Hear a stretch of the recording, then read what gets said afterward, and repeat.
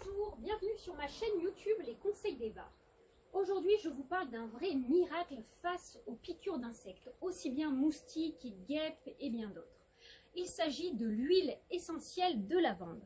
Alors, aussi bien celle d'huile essentielle de lavande vraie que l'aspic, j'ai testé les deux. Les deux sont efficaces face aux démangeaisons des insectes.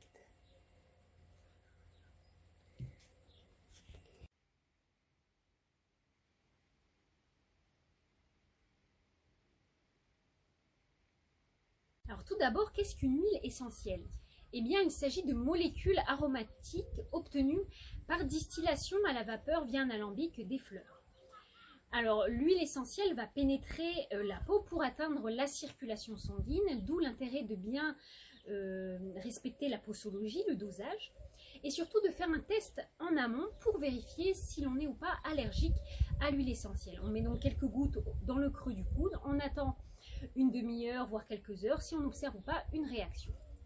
Alors, l'huile essentielle de lavande va être interdite pour les femmes enceintes et pour les enfants de moins de 6 ans, et bien sûr aussi les nourrissons. Elle est interdite aussi pour les personnes asthmatiques, et je rajouterai en disant que à éviter pour les personnes qui ont une tendance à avoir de l'hypotension.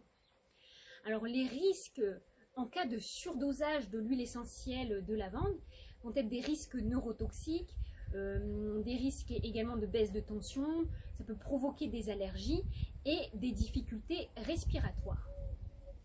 Alors, il y a différentes voies d'utilisation de l'huile essentielle de lavande, donc voie orale, inhalation, diffusion et cutanée. Donc moi je vais vous parler de celle que j'ai testée, donc par voie cutanée. Donc une goutte d'huile essentielle de lavande, donc 4 gouttes d'huile végétale neutre, celle que vous souhaitez. Donc de ne pas dépasser l'équivalent de 10 gouttes d'huile essentielle de lavande sur la journée et ne pas l'utiliser plus de 3 jours consécutifs. Il ne vous reste plus qu'à la tester et je vous dis à très bientôt pour une prochaine vidéo.